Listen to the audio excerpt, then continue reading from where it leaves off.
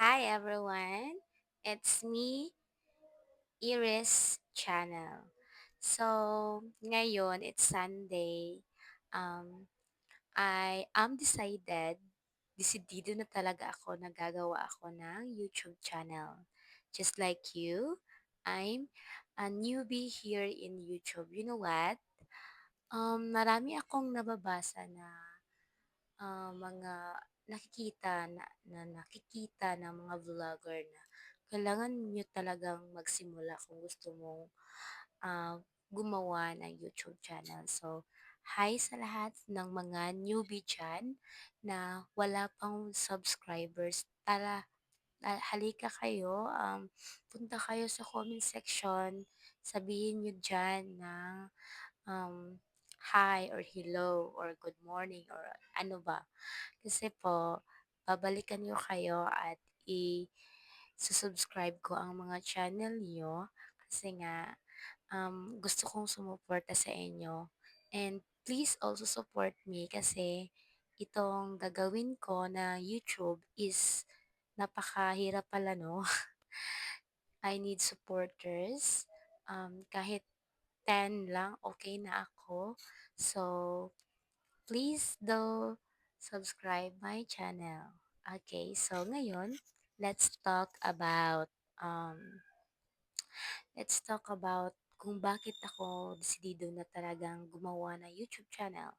So, desidido ako kasi nga ang YouTube pala is napakalaki ng tulong nito for memories. At saka yung iba nagbo-boom. So, why not use this? May cellphone naman tayo, 'di ba? Kung gusto mong mag-vlog dito sa YouTube, hmm, let's try, let's start, okay? Kahit anong cellphone na brand niyan, kahit ano pa 'yan, then it's okay. You can use that, no?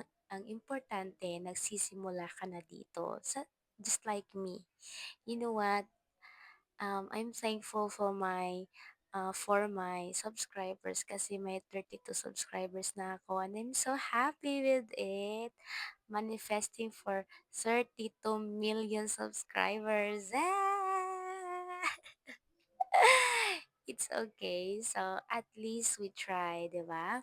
So, yun lang. Um, so, para sa mga first YouTuber, all you have to do is to record your niche. For example, kahit anong gusto mong i-record, go Rebels. Then, i-post mo yan dito sa YouTube para magsimula na yung YouTube mo na ma-update. Okay? Kahit hindi pa perfect, kahit draft pa yan na video, it's okay, no? Importante may napopost na sa iyong playlist, 'di ba? Second is para sa mga newbie like me, please support newbie. Yes, oo. Suportahan natin yung mga newbie, mga baguhan dito sa YouTube, just like me. So if you will support me, I will support you. So, yun lang. And then, what's next? Number three is if hindi nyo pa kaya gumawa ng ano, ng vlog na ganito na nagsasalita, okay lang naman. Yung iba nagvo-voice over sila. So, ako, tapos na ako sa voice over dun sa Facebook na mm, dun. Kaso lang, because of my financial crisis, parang nahihiya na ako mag-post sa Facebook at saka nahihiya na akong magpatuloy ng maging vlogger doon. Nakakakuha ng confidence doon, nakakababa ng confidence kasi maraming nakakakilala sa akin at dito sa YouTube. Gusto ko magsimula dito kasi wala pa nakakakilala sa akin personal, yung nakakakilala talaga sa akin. Gusto ko yung stranger na sinusuportaan ako. Kasi ako din, hindi ako mahihiya kasi nga hindi ako gina-judge. Yung mga stranger kasi na bagong kakilala natin, sila pa yung tutulong sa atin aangat dito sa social media. Kaya yun mga best.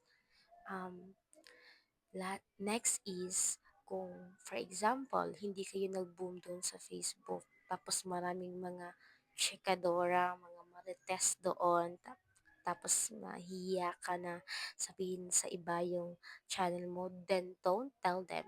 Mahihiya ka lang at hindi mo mapagpapatuloy yung YouTube na channel na ginawa mo.